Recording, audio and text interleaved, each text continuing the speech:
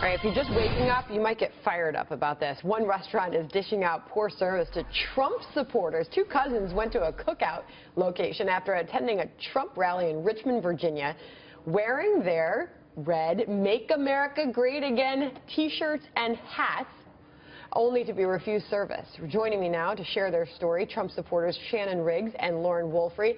Good of you both to be here. Good morning. All right, Shannon, so give me your take first. What happened? So you went to this restaurant, and what went down? So we went up to the window and ordered. As soon as we got to the window, it was a "oh, hell no, I'm not waiting on them." And because clearly they identified your shirts and hats. Mm-hmm. So how did you know they were, so right then they refused you service. They wouldn't serve you food. She said, "Oh, hell no, I'm not waiting on you." Then it shuffled between three people, and then somebody finally took our order. And then we were waiting on our order, and the same girl that said, "Oh, hell no, I'm not taking your order," came and said, "Your order's ready." Lauren went up to, get the bag and the milkshake, and the girl said, "Oh, no, not for you," and laughed and gave her a dirty look. Okay, so you're identifying that they did this because of what you were wearing. Lauren, do you think this was the views of the person serving you or the views of the restaurant?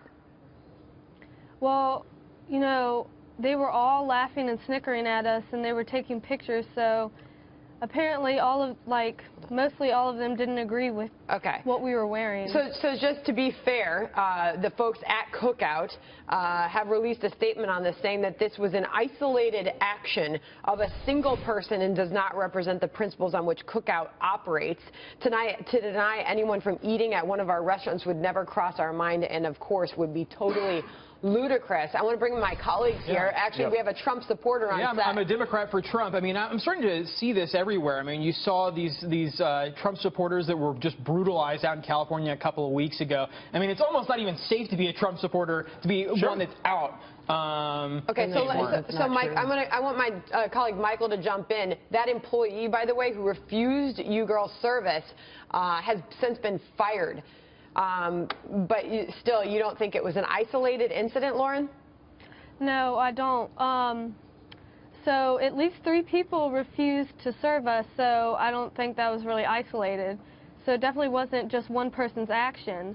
And all of them decided to come up and take pictures and just laugh at us. So I really don't think that statement is true at all. Yeah, I mean, there's just a complete lack of civility going on here, and you know, this is a nature of discourse here. You know, Harlan mentioned, you know, he gets under fire being a Democrat for Trump.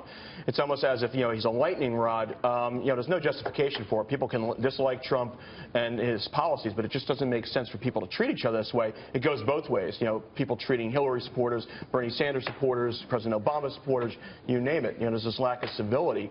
It's just a real shame here. But ladies, you think it's Dagan McDowell, I grew up right down the road from Colonial Heights. This restaurant chain is faith-based, and actually, so don't you think that they're trying to do the right thing? Absolutely not. What do you want them to do other than firing the employee? What other steps do you want them to take? Well, they fired one employee, and obviously it was 3 that wouldn't serve us, and then, you know, everybody was chanting and laughing. So you want other people to get fired? Is that enough?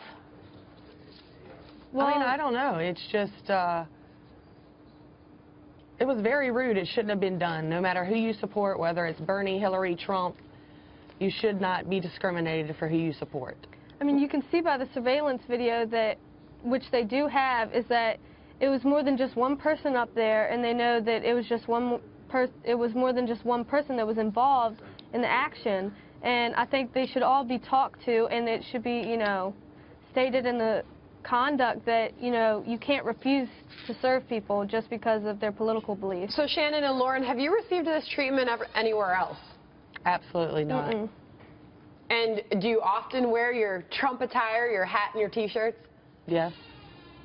So do you feel like you're one of the only Trump supporters in that area, or do you have, are there a lot of others around you? We know a few, like our family or friends, some that agree with us. Wow. Some agree with Trump, some don't.